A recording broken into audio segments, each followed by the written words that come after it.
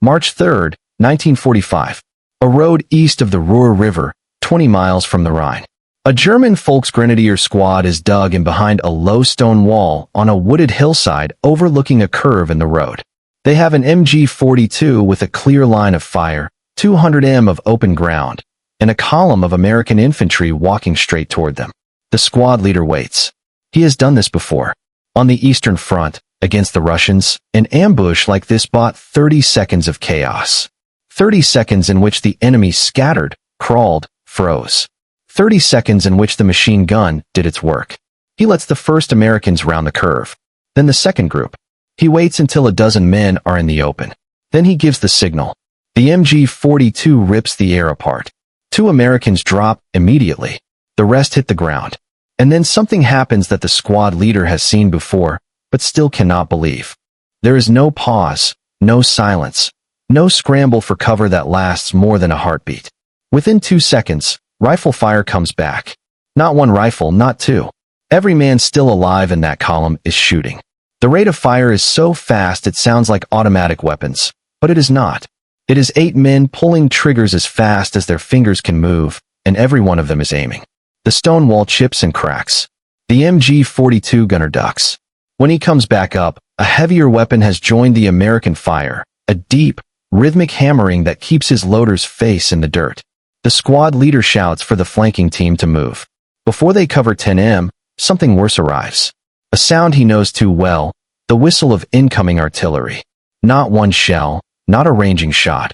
A full battery landing within 60 m of his position, and it has been less than 4 minutes since the first shot was fired. When the shelling lifts, there are 4 men left in the squad.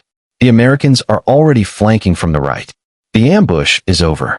The ambushers are dead. If you're finding value in the stories of the men who carried those Garens across Europe, a like and a subscription help these videos reach other viewers who care about their history just as much as you do. This was not an unusual event in March 1945. It was routine. Across the Western Front, from Normandy to the Rhine, from the Bocage hedgerows to the frozen Ardennes, German units reported the same baffling experience. Ambushes that should have worked did not work. Positions that should have held for an hour fell in minutes. The mathematics of the ambush, surprise plus concentrated fire equals destruction, simply stopped adding up when the enemy was American. And what made it so unsettling for German veterans was this. They knew ambushes. The Heer had used them to devastating effect against the British, the French, the Soviets. A well-placed MG-42, a disciplined fire team, 30 seconds of shock. That was the formula, and it had worked for 5 years against every army on Earth. Every army, except one. German after-action reports from 1944 and 45 returned to the same problem again and again. The speed of American return fire, the volume, the way it escalated instead of dying down. A German officer captured near Aachen in October 1944 told his interrogators that his company had initiated contact with an American platoon, and within 3 minutes, the fire coming back was so heavy that his men believed they had stumbled into a battalion. They had not. It was still the same platoon. Here is a number worth remembering. A German rifleman armed with a Karabiner 98K, the standard infantry weapon of the Wehrmacht, could fire 10 to 15 aimed rounds per minute. That was the bolt-action reality. Pull the trigger, work the bolt, find the target again, pull the trigger. It was a rhythm that every army in the world understood because every army in the world used the same kind of weapon. Every army except one.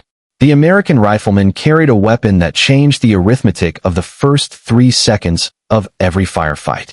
And if you understand what happened in those 3 seconds, you will begin to understand why every ambush the Germans set became a trap. Not for the Americans walking into the kill zone, but for the Germans who built it. But here is what the German squad leader on that hillside near the Ruhr did not know. And what would have terrified him if he had. The rifles were only the first layer. There were 2 more. And the third one was invisible. To understand why, you need to understand what an ambush is designed to do.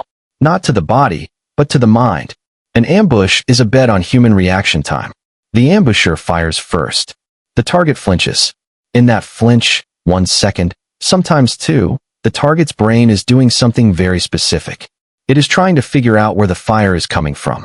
During that window, the target is not shooting back. He is processing. And in those 1 or 2 seconds of silence, the machine gun does its arithmetic. 1,200 rounds per minute, 20 rounds per second. 2 seconds of unanswered fire from an MG-42 meant 40 rounds into a group of men who had not yet pulled a single trigger. That was the formula. It had worked against the Poles in 39, against the French in 40, against the British in North Africa, against the Soviets for 4 years.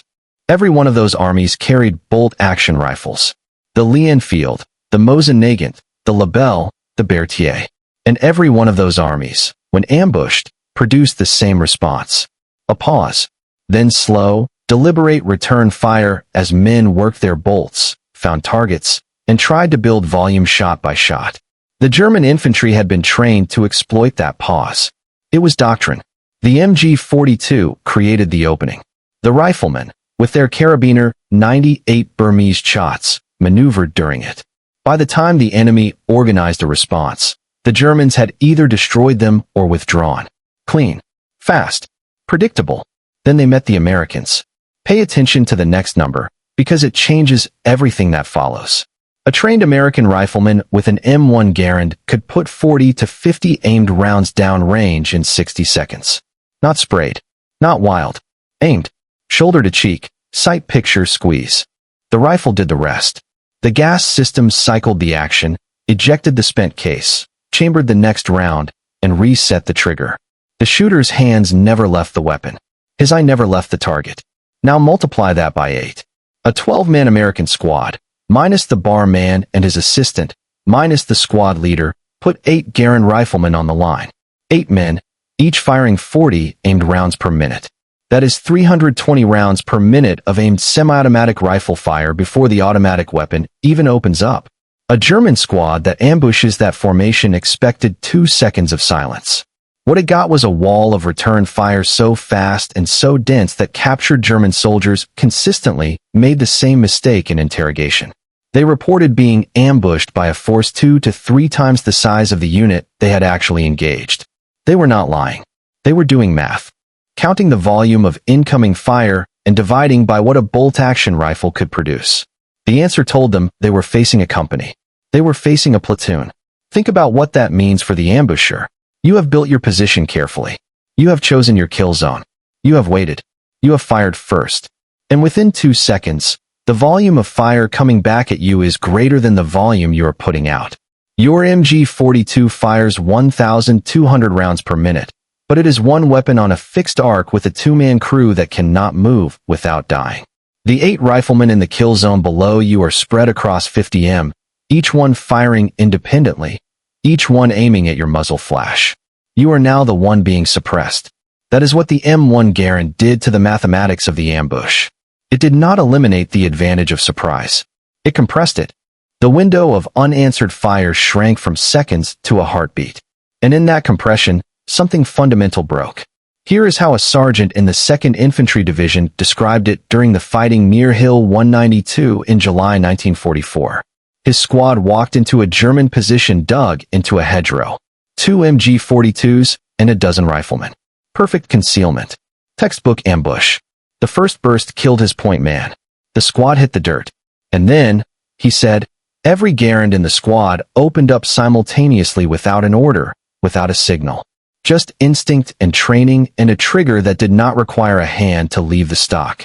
Within 10 seconds, the German machine guns had stopped firing. Not because they were destroyed, but because the crews could not raise their heads. Remember that. The machine gun stopped. Not because of a grenade, not because of a mortar, not because of a flanking maneuver. Because 8 semi-automatic rifles put so many rounds into the hedgerow so fast that the gunners could not function. But here is what matters. That was only the first 3 seconds. The German gunners were suppressed, not dead. They could wait.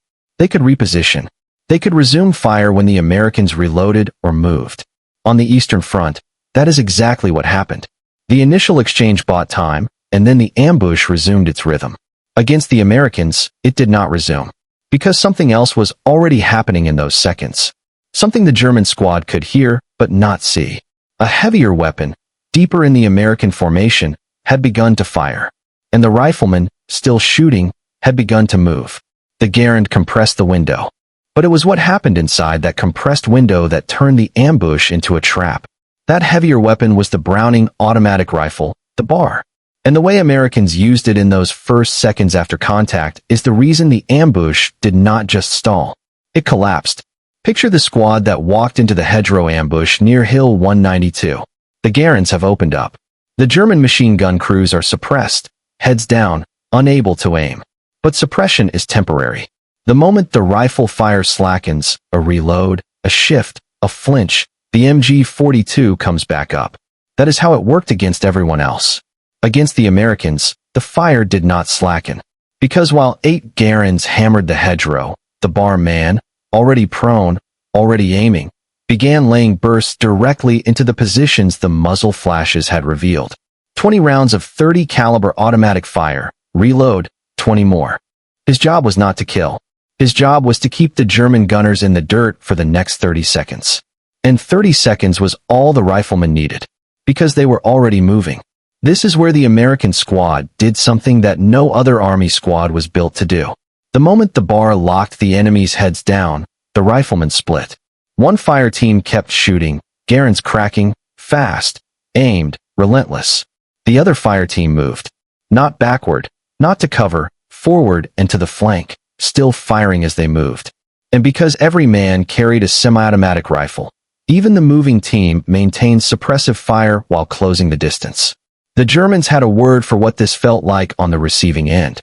They called it Feuersturm, firestorm, not because of the volume alone, but because it came from everywhere and it never stopped. Now, here is something you need to understand about the German squad because it explains why the same tactic that crushed everyone else fell apart against the Americans. The German infantry squad was built around one weapon, the MG42. The entire squad existed to serve that gun. The gunner fired. The assistant fed the belt. The rifleman carried ammunition, provided local security, and maneuvered only when the machine gun had established dominance. The MG42 was devastating. 1,200 rounds per minute, effective to 800 m, psychologically terrifying. The American War Department made a training film specifically to help soldiers overcome their fear of its sound.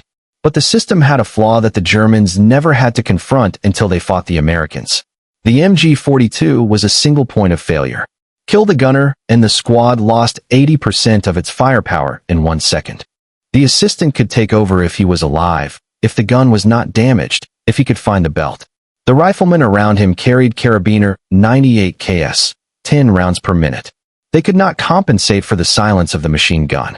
When the MG42 stopped, the German squad went quiet. The American squad had no single point of failure. Kill the BAR man. And this happened constantly because the Germans learned to aim for the man with the heavier weapon, and someone else picked it up.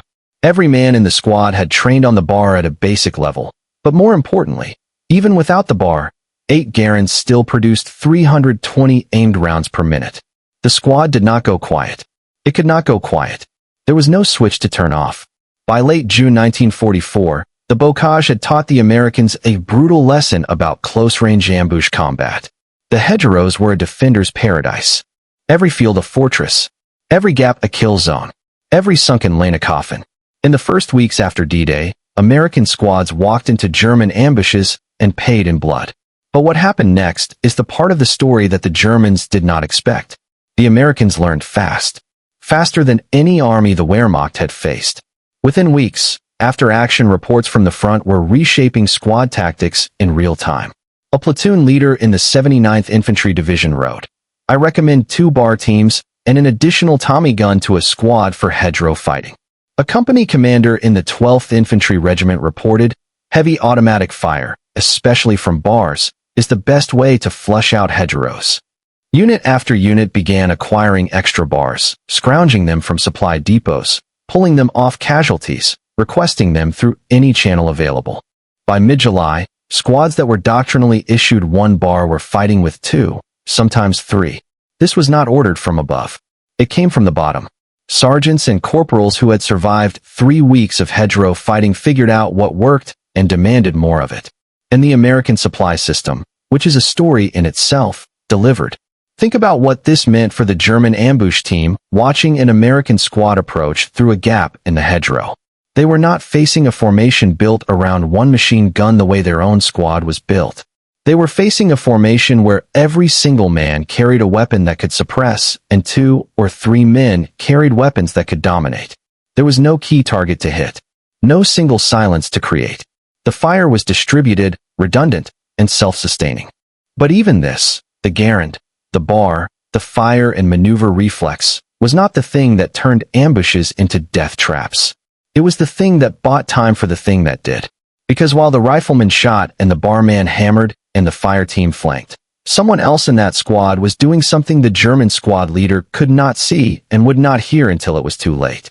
A man was lying flat in a ditch 30 m behind the point of contact, whispering 6 digits into a radio handset. And what those 6 digits summoned was the reason German soldiers stopped setting ambushes altogether. Every American infantry company in the European theater had a man most soldiers never noticed. He carried no garand. He fired no bar. He wore the same uniform, the same helmet, the same mud. But he did not belong to the infantry. He belonged to the artillery. He was the forward observer, the FO, and he walked with the infantry for one reason, so that when contact happened, he was already there. This is a detail that sounds small. It was not small. It was the most important tactical decision the United States Army made in the entire war. In the German system, a forward observer was attached to his artillery battery and connected to it by telephone wire. Wire that had to be laid across terrain. Wire that shells cut. Wire that limited how far forward the observer could go. If the wire broke, and it broke constantly, the observer went silent.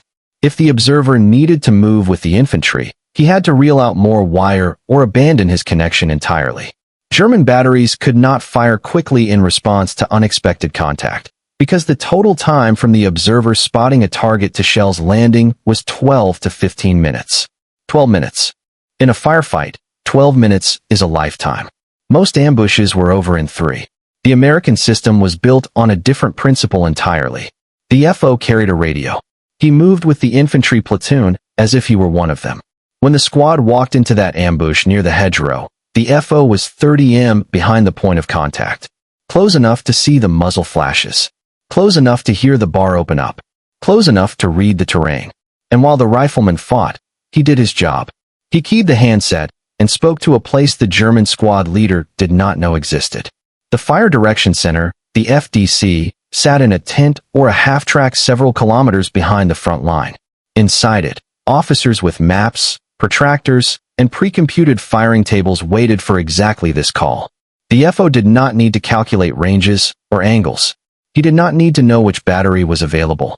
He described the target, its location, its nature, what he needed done to it. The FDC did the rest. And here is what the FDC could do that no other army's artillery system could match. It did not control one battery. It controlled all of them. The FDC at battalion level could assign any of its 3 batteries to the mission.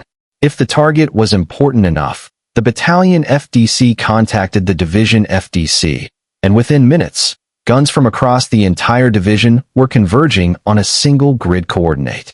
A German squad that ambushed an American platoon was not fighting a platoon. It was fighting every artillery piece within 12 miles. The time from the FO's call to the first shell's landing was 3 minutes. Sometimes less. Think about what that means. Go back to the stone wall near the Ruhr. The German squad leader with his MG-42. He is fired. The Americans have returned fire instantly with a volume he did not expect. His gunner is suppressed. The bar is hammering his position. A fire team is flanking from the right. He is losing the initiative, but he is alive. His squad is mostly intact, and if he pulls back now through the woods behind him, he can break contact and survive. He has been in this situation before. On the Eastern Front, this is the moment you withdraw. The enemy is too busy recovering to pursue. You melt into the trees. You set up again 500 m back. The ambush did not destroy them, but it cost them men, time, momentum. That is the point. But he does not get to withdraw because 2 minutes and 40 seconds after the first shot, the forward observer, lying in a ditch behind the American platoon, has already completed his call. The FDC has already computed the data. 3 batteries of 105 mm howitzers have already adjusted their tubes, and now 18 shells are in the air, converging on a rectangle of ground that includes the stone wall, the tree line behind it, and every escape route the German squad leader was planning to use. The shells arrived together. That is not an accident. It is a technique called time on target. Every battery times its firing so that the rounds from different distances land in the same 3-second window. There is no ranging shot, no warning, no first shell that tells you to run, just silence, and then everything at once. The German squad leader on the Eastern Front faced artillery, too. Soviet guns were plentiful and powerful, but Soviet artillery took time to coordinate. It arrived in barges, predictable, area-targeted, something you could hear building and react to. American artillery arrived like a sniper round, precise, sudden, and addressed to you personally. A German officer captured in the Rhineland in early 1945 described it in terms that his interrogators noted were clinical, not emotional.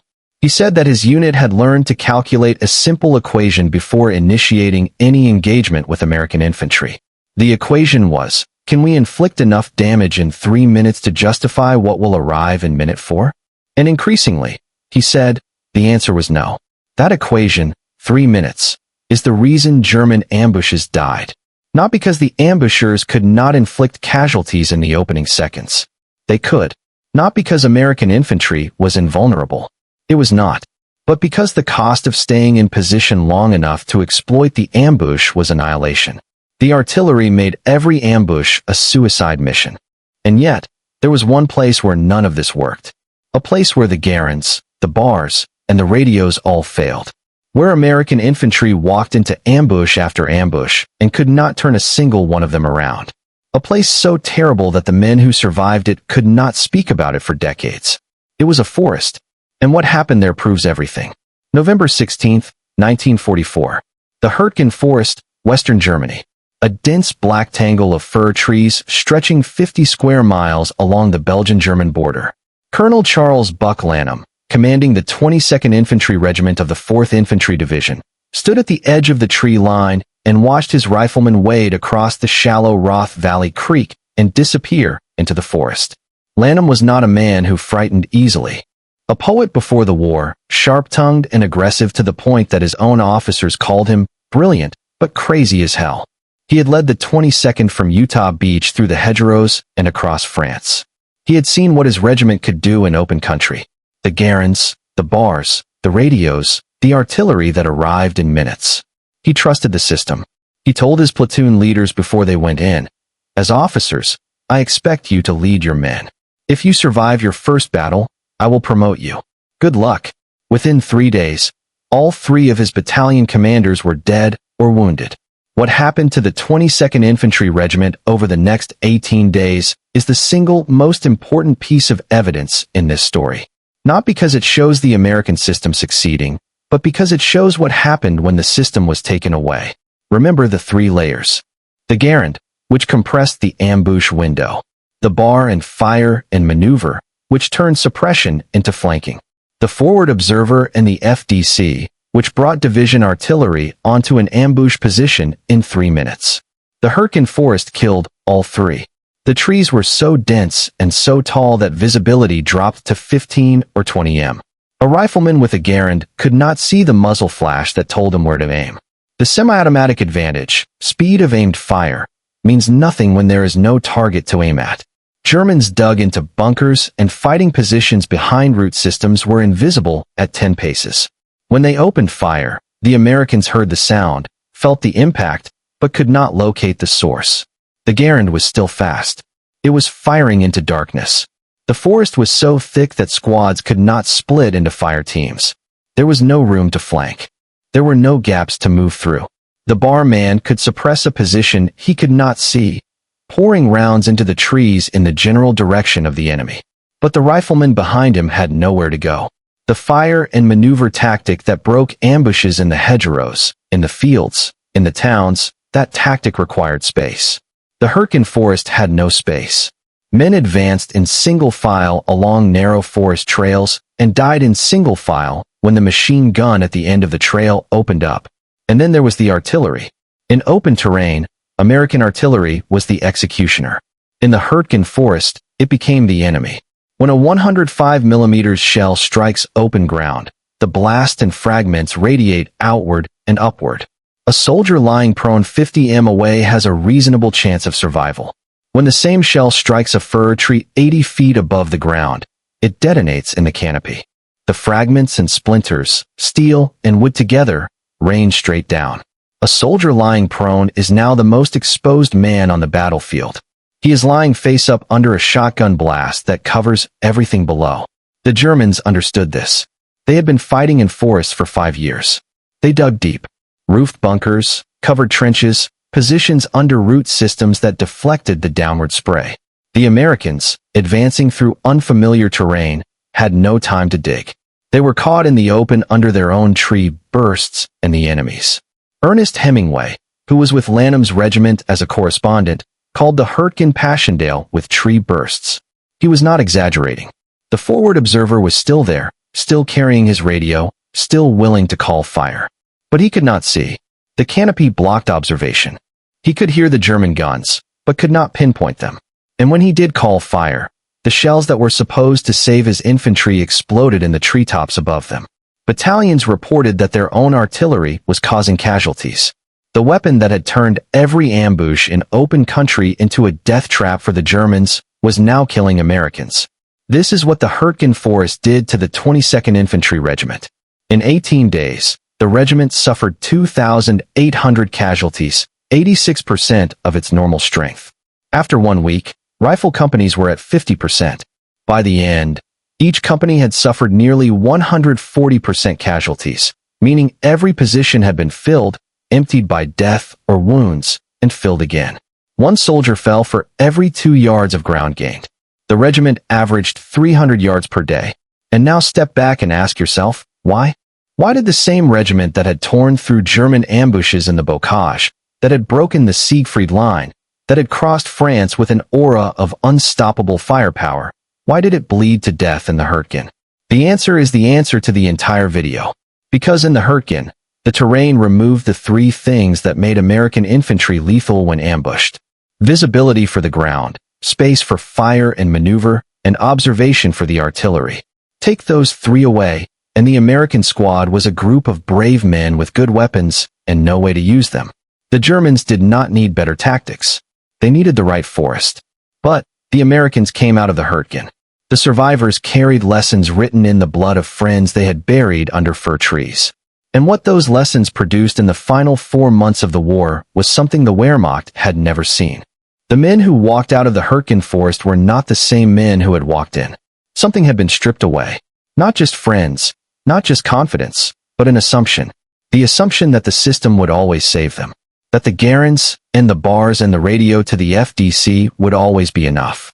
The Hurtgen taught them that the system needed terrain to function. It needed sight lines. It needed space. It needed the sky. And in the last 4 months of the war, the survivors of the Hurtgen and the men they trained fought with a ferocity and a precision that came from knowing exactly what happened when the system failed. They would never let it fail again. What changed after the Hurtgen was not the weapons. The Garand was the same. The bar was the same.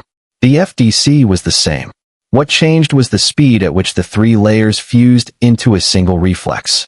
Before the Hurtgen, the response to an ambush had been sequential. First, the riflemen returned fire. Then the bar established suppression.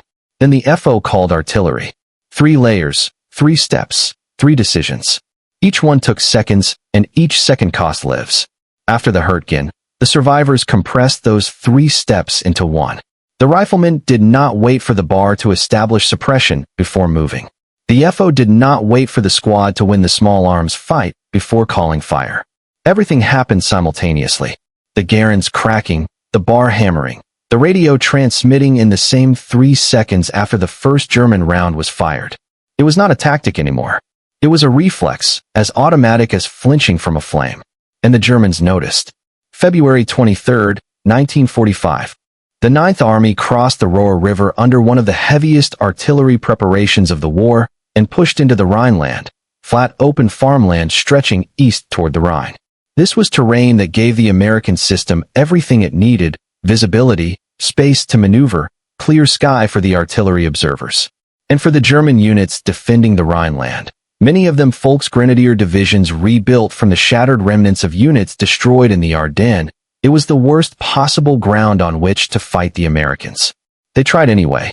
A Volksgrenadier company outside the town of Jülich dug into a tree line along a farm road and waited for an advancing American platoon from the 84th Infantry Division. They had an MG-42, 2 MG-34s, and a platoon's worth of riflemen.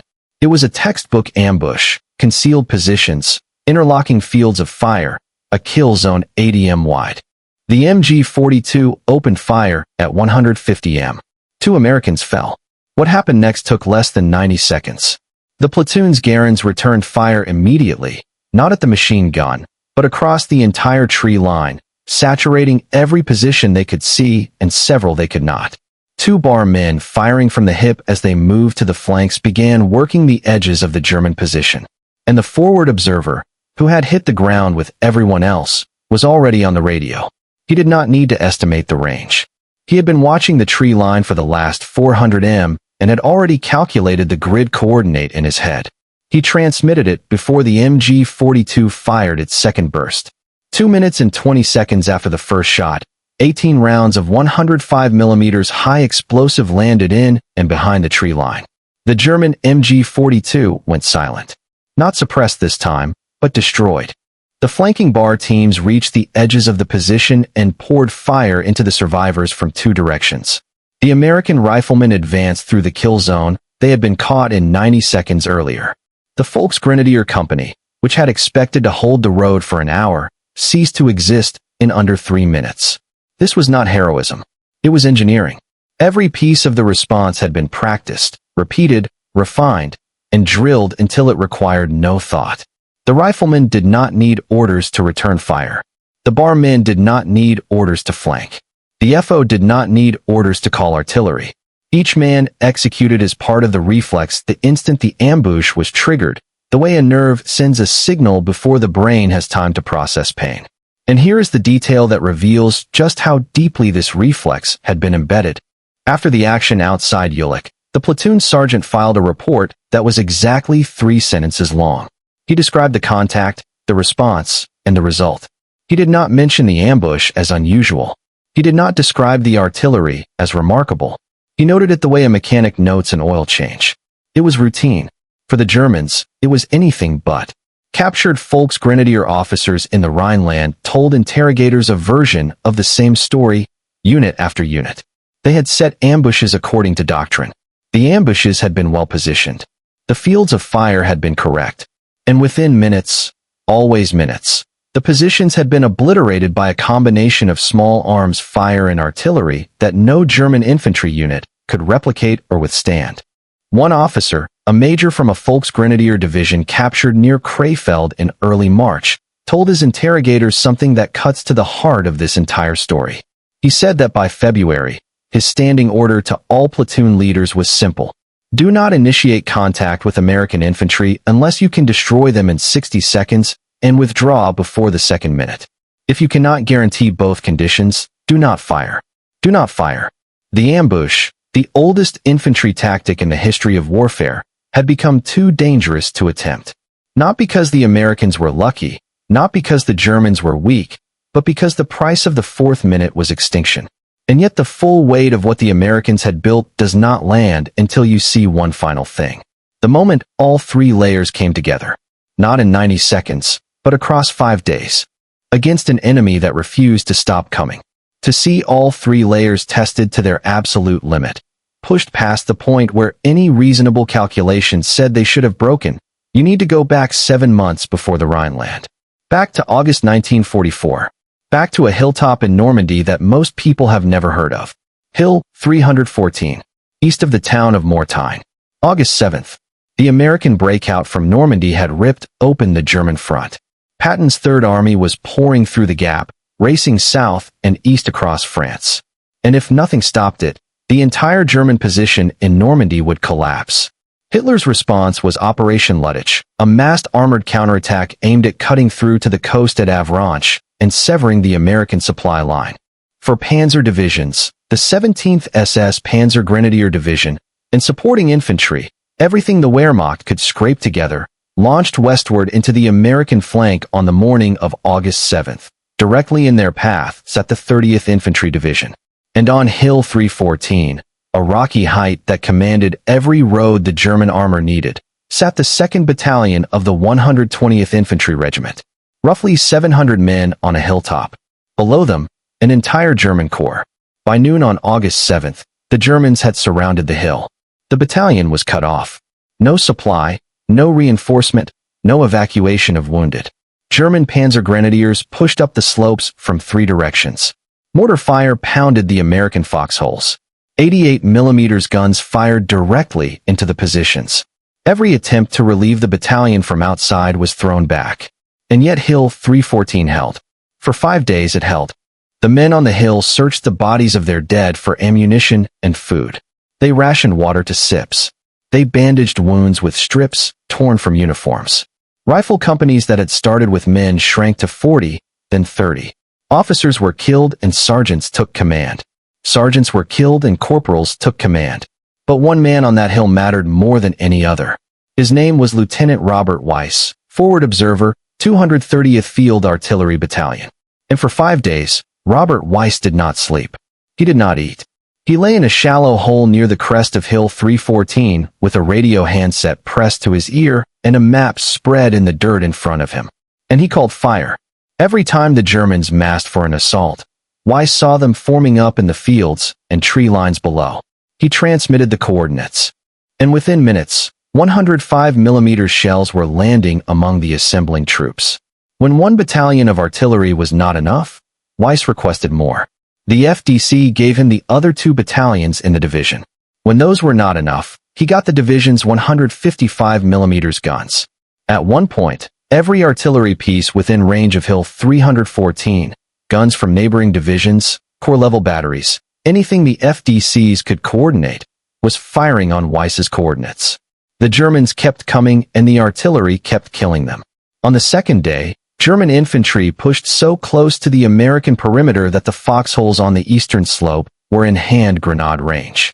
Weiss did something that no forward observer is trained to do, and every forward observer prays he will never have to do. He called artillery on his own position. He told the FDC to drop the rounds 100m from where he was lying. At that range, the margin between saving the position and destroying it was a rounding error in the firing data.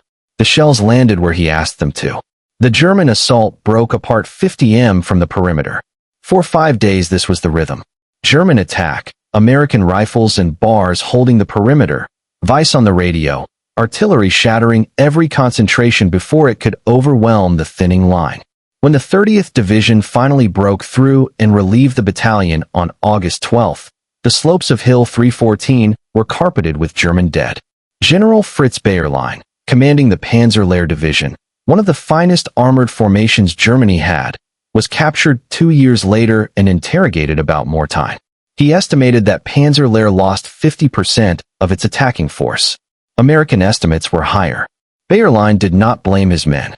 He did not blame the terrain. He blamed the artillery. He said his armor had to fight at maximum ranges of 200 yards because the hedgerows concealed everything beyond that. But the American guns could reach anywhere at any time, guided by observers he could never find and could not silence. And this is the final answer to the question in the title. A German unit that ambushed American infantry was not fighting the men in front of it. It was fighting a system that extended miles behind the point of contact. A system where the man with the rifle, the man with the automatic weapon, and the man with the radio were all part of the same organism. Each one triggering the next in a sequence so fast that by the time the ambusher realized what was happening, 18 shells were already in the air. The ambusher's advantage, surprise, lasted 2 seconds. The Grand erased it. The bar and the flanking fire team seized the initiative, and the forward observer lying flat with his radio delivered the killing blow before the ambusher could withdraw. 3 layers. 2 seconds. 30 seconds. 3 minutes. And the ambush was no longer a tactic. It was a coffin built by the men who set it. There remains one question. What became of the men who built this system? Not the generals, not the planners, but the riflemen and the forward observers and the bar men who carried it on their backs across Europe. The stone wall east of the Ruhr is still there. It runs along a farm road in a stretch of western Germany that looks the way it looked 80 years ago. Flat fields, scattered tree lines, a curve in the road where visibility opens up for about 200 m. If you walk along it today, you can see why a machine gun team would choose that spot. The angles are perfect. The elevation is slight, but enough. The trees behind offer cover for withdrawal. It is a textbook ambush position, and it is a grave. After the fighting moved east toward the Rhine, American graves registration teams worked their way back through the Rhineland cataloging what they found. At positions like the stone wall, and there were hundreds of them scattered along every road the Americans had advanced through, the story was the same. German weapons, German helmets, shell craters behind the position where the artillery had landed, and the geometry of the dead, which told the story without words. Men who had been facing forward when the first rounds hit, and men who had been trying to face sideways or backward when the last rounds hit. Men who had started as ambushers and ended as the ambushed. Colonel Buck Lanham brought the 22nd Infantry Regiment out of the Hurtgen Forest with 400 men still standing from a regiment that had entered with over 3,000.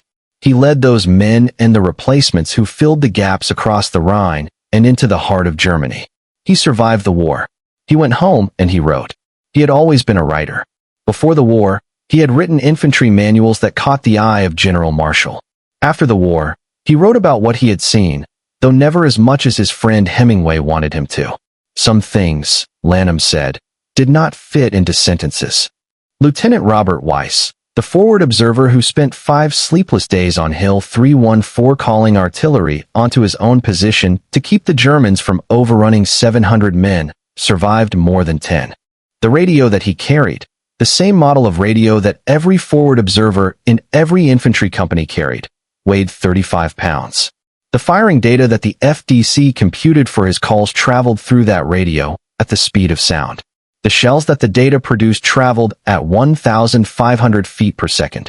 And the system that connected Weiss's whispered coordinates to the 105 mm guns 6 miles behind him was the same system that connected every forward observer to every artillery battery in the United States Army. It was not a secret weapon. It was not a technological miracle. It was an organizational decision made in the 1930s at Fort Sill, Oklahoma by artillery officers who believed that that man who sees the target should not have to do the math, and the men who do the math should be able to reach any gun in the division. That decision, refined through years of exercises and war games, produced the FDC. And the FDC produced the 3-minute response time that made every German ambush a countdown to annihilation. The men who carried this system across Europe were not special forces. They were not selected for extraordinary ability. They were 20-year-old clerks from Ohio and farm boys from Nebraska and factory workers from Detroit who had been given a semi-automatic rifle, taught to shoot it, placed in a squad with an automatic weapon and a forward observer, and told to move forward. Most of them did not understand the system they were part of. They did not know what an FDC was. They did not know that their artillery could mask the fires of an entire division on a single grid square in 3 minutes. They knew only what they could see. That when they were ambushed and the radio man did his job, the world behind the enemy position erupted and the firing stopped. That was enough. They did not need to understand the system. They needed to trust it. And they did. Because it worked every time they needed it to. In every hedgerow, on every road, at every crossroads and tree line and stone wall from Normandy to the Elbe. Except once. In a forest where the trees took it away. And even there they kept moving forward. Why did American infantry turn every German ambush into a death trap? Because the ambush is built on a bet. That the first seconds belong to the attacker. The Americans answered that bet with a rifle that erased the pause. A squad that could fight in 2 directions at once. And an invisible hand that reached out from miles away and crushed anything that stayed in one place for more than 3 minutes. The Germans were not outfought. They were outbuilt. The system was faster than the ambush, and the ambush had nowhere to hide.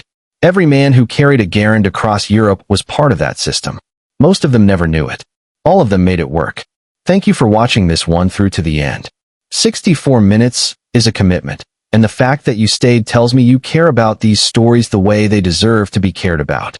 If this video helped you see something you had not seen before, a like goes a long way. It tells the algorithm that this kind of history matters, and it helps these stories reach the people who are looking for them. If you are not subscribed yet, I would be honored to have you. Hit subscribe and the bell so you do not miss the next one. I would love to hear from you in the comments. Where are you watching from today? And if someone in your family served in the Second World War, a father, a grandfather, an uncle, tell me their story. Every one of them deserves to be remembered.